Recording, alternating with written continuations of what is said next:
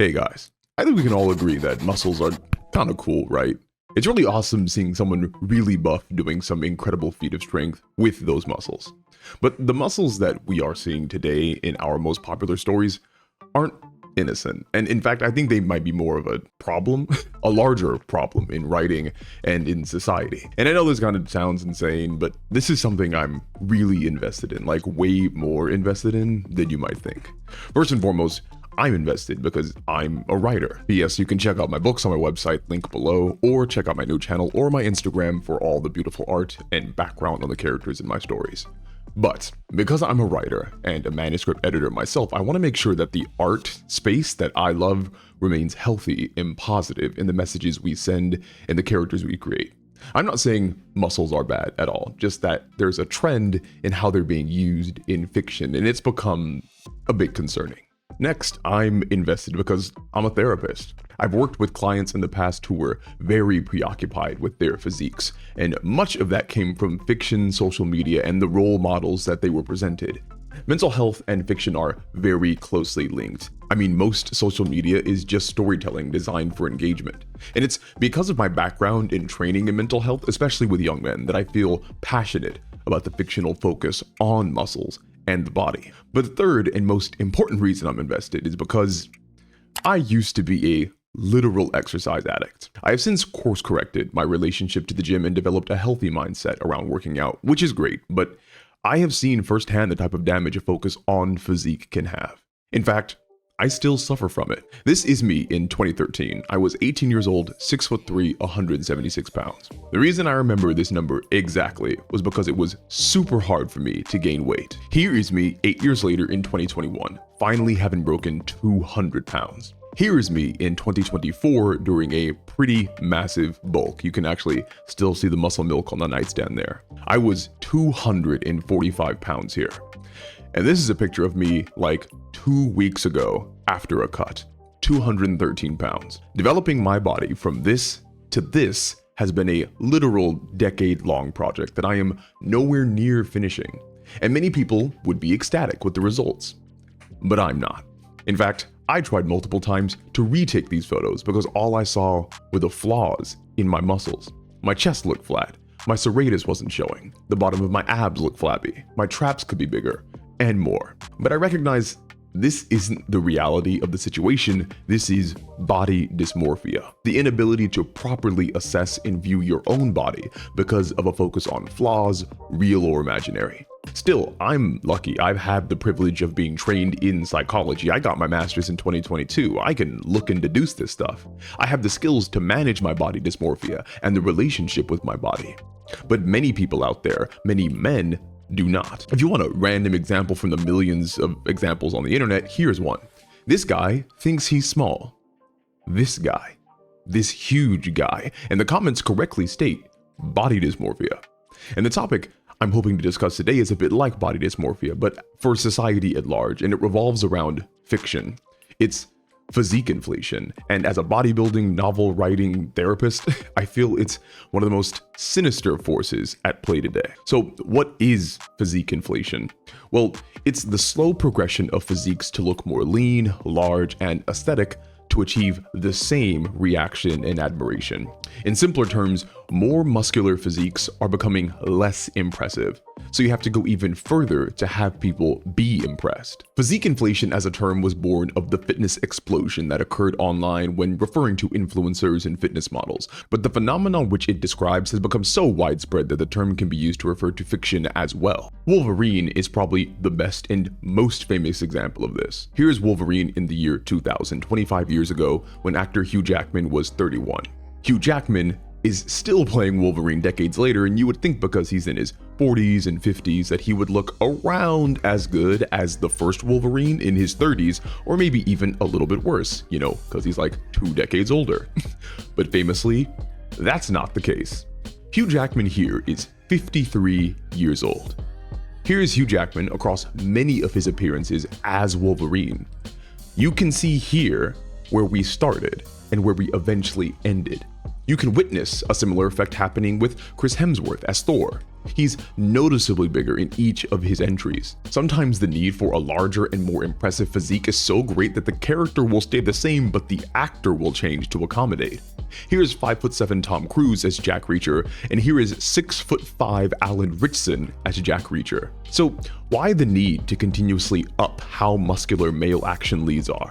If we have always agreed that our stars look good, which I think they do, why push them to change and get bigger and leaner? Well, it's actually more simple than you think. Hollywood is a copycat industry. Once something succeeds, you have to jump on the trend. But you can't do it the same. It has to be bigger and better. And not just the action, the stars too. The women have to be hotter and the men have to be buffer. The ante must always be raised to bring in people that did not see the previous entries or the last big thing you made. And of course, Hollywood is also not immune from the pull of social media and how it normalized the idea that super buff people just exist in perfect, lean conditions at all times. But with all that understood, why do I contend that physique inflation is a writing problem? Isn't it more of just a trend we see in visual media? No, not even close. First and foremost, physique inflation has slowly but surely cheapened the purpose of muscles in stories. The less we value physical characteristics in characters, the more difficult it is for us to properly assess how their physiques are a commentary on their traits and qualities. A prime recent example is Abby from The Last of Us. I've seen some arguments that removing Abby's muscles fundamentally change her character, but I don't actually think that's true. Abby's muscles were not the sole reason she was able to achieve her goals in the games. Her muscles were a tool that she honed and utilized, along with her gunplay, agility, wits, and determination. And this is easy to understand and prove because Ellie basically does everything Abby does, but just without 18-inch biceps.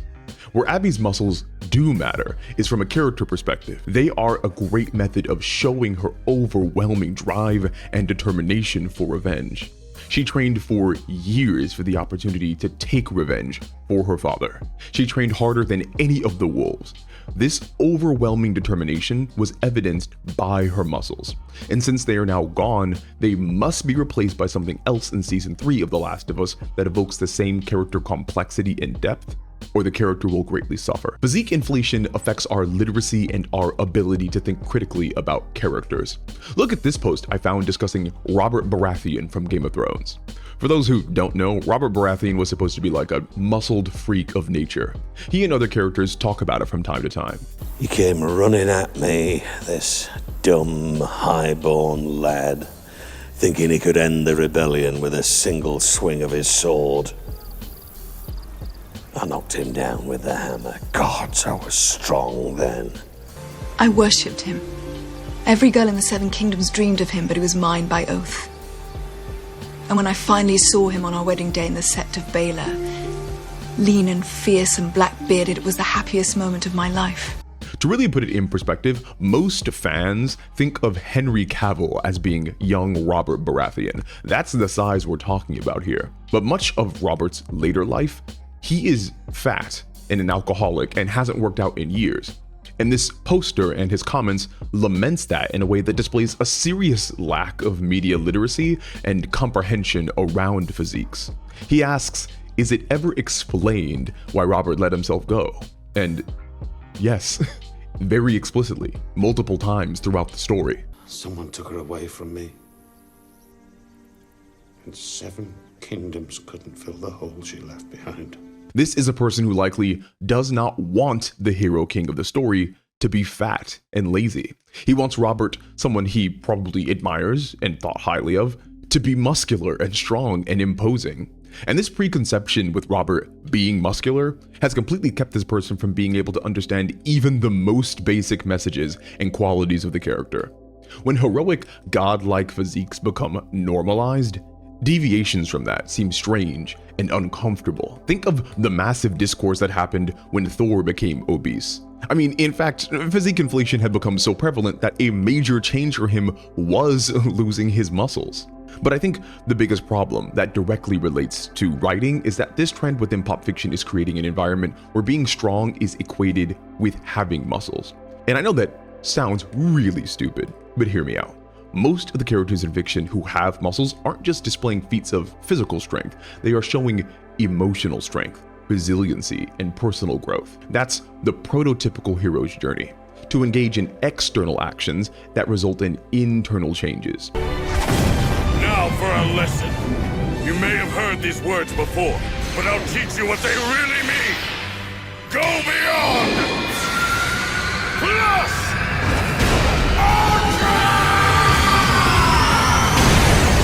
But the sneaky message that is being told is that these positive internal changes are only achieved either in part or in whole because of having muscles. So often, stories show that by a person honing their body as a physical tool, that tool can be used to overcome adversity, which then hones their heart, mind, and spirit. And don't get me wrong, as a therapist and an avid gym goer, I do believe there are extremely healthy and transformative properties to exercise, both physically and mentally. But what I don't believe is healthy is so consistently tying strength and personal growth to these insane physiques.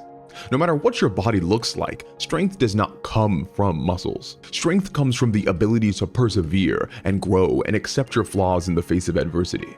If anything, strength allows you to build muscle, not the other way around. And I'm not even saying characters can't be physically strong, I just don't think they need to be bodybuilding freaks of nature.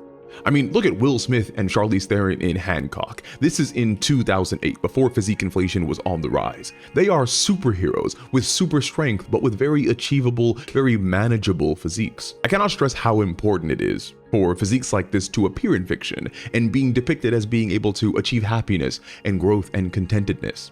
Superhero physiques are not realistic or maintainable for the average person. If I'm gonna treat myself to a piece of cake, I'll just get one, eat it, and then not have it in my fridge. None of this sounds fun.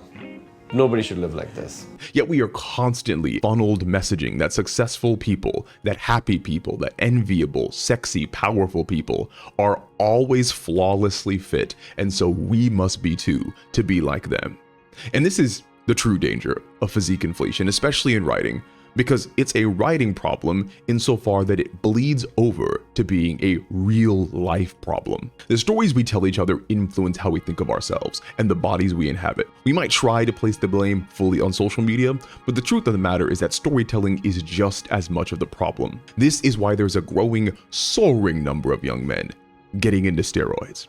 They believe the physiques they seek are the standard. But the bar is so high that those physiques are not naturally achievable or not achievable in any reasonable amount of time. And the worst part is that these young men, they don't know any better. They don't know otherwise, or they're actively being lied to.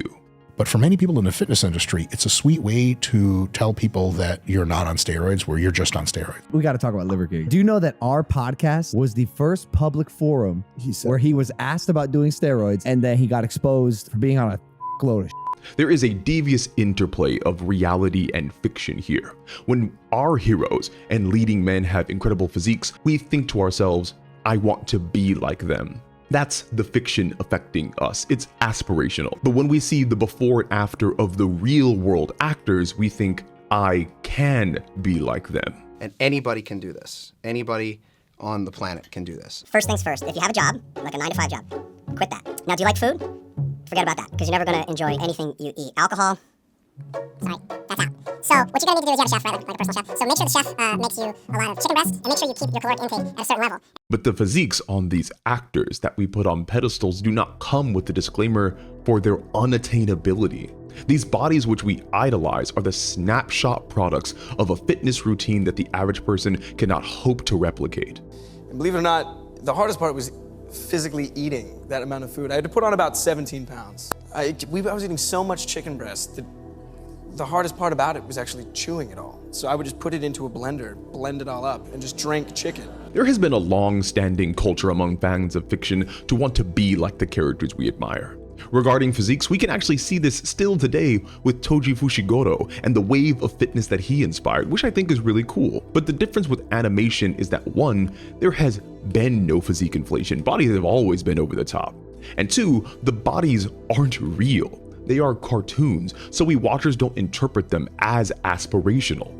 We look at them as idealistic, as a type of artistic expression of what a wonderful physique is, a platonic idea of the Adonis within us all.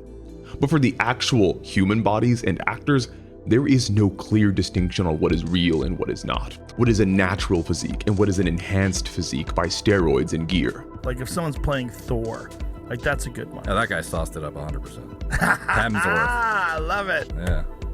Yeah, I think so too. This is Chris Hemsworth's physique over the years. In the fitness community, it is common knowledge that most people who play superheroes are on PEDs, but that is not the case when it comes to the general public who actually watch these movies. I remember training for about 6 or 8 months for that first film. You will not look like this after working out for a few months. You can understand why it's never mentioned, because it's very obvious that these actors are not allowed to say what they're really doing to achieve these physiques. What I do have a problem with is selling fitness courses with your workouts and diets without mentioning that you're on the secret sauce. Remember that all the information you need to become fit is available for free.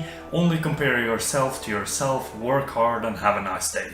And this trend really only leads to 2 outcomes. It's natural gym goers who aspire to be like fictional bodies but can never achieve them, which then leads to feelings of inadequacy or failure. Or it's natural gym goers who turn to steroids in order to achieve these fictional bodies, only to experience incredibly detrimental side effects. Steroids will kill you.